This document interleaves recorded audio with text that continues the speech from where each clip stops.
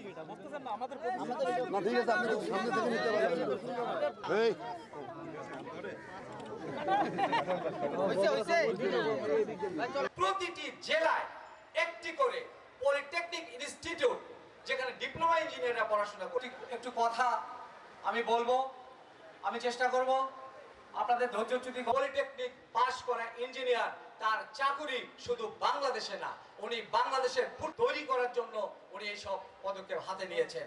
কারণ বাংলাদেশের রাজনীতিটা আমরা বৃহত্তর রংপুরের অঞ্চলের মানুষ আজও বুঝতে পারি না। কবে বুঝবো অনলি আল্লাহ জানে।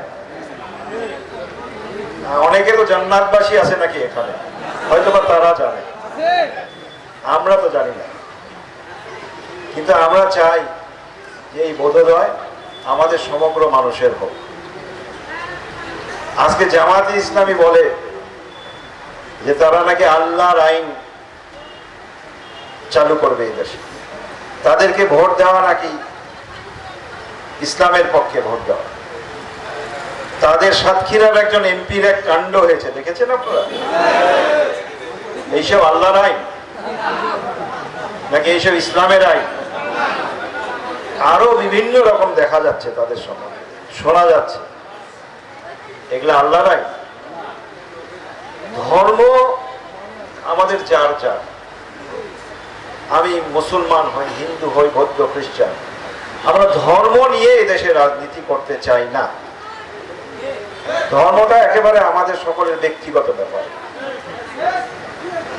আমি নামাজ পড়লাম, ধর্ম করলাম কি না করলাম, তাতে আপনি আমার কিছু করতে পারবেন না, আমিও আপনার কিছু করতে পারবো না।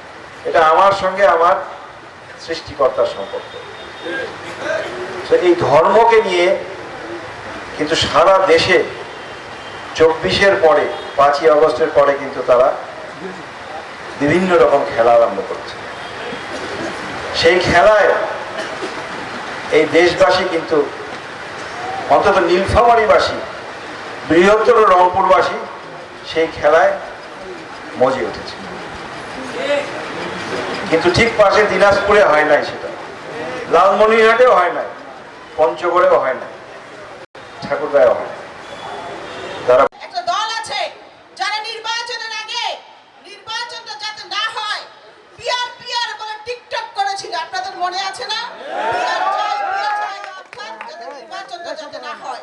আর আমরা দেখলাম আমাদের মাননীয় নেতা জনাব তারেক রহমান, উনি নির্বাচনটাকে আদায় করেছেন বিভিন্ন কৌশলে। কারণ জামাত চায়নি এই দেশে একটা নির্বাচন হোক, কারণ ওরা গণতন্ত্রে বিশ্বাস করে না।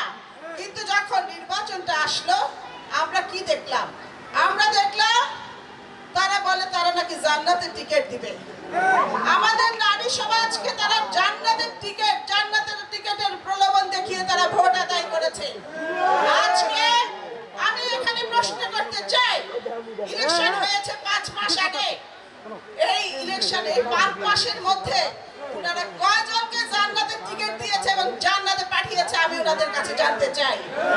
আর যেই লোক জান্নাতের টিকিট বিক্রি করেছে আমি জানতে চাই উনি ওনার টিকিটটা কনফার্ম করতে পারছেন কিনা।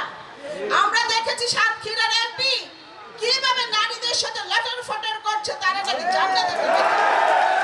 এখানে আমি সবাইকে একসাথে পেয়েছি। আমি বলতে চাই যে আগামীতে স্থানীয় সরকার নির্বাচন অনুষ্ঠিত হতে যাচ্ছে। আমার বক্তব্য পরিষ্কার, যারা নির্বাচনের আগে ধোঁকাবাজি করে জান্নাতের টিকিট বিক্রি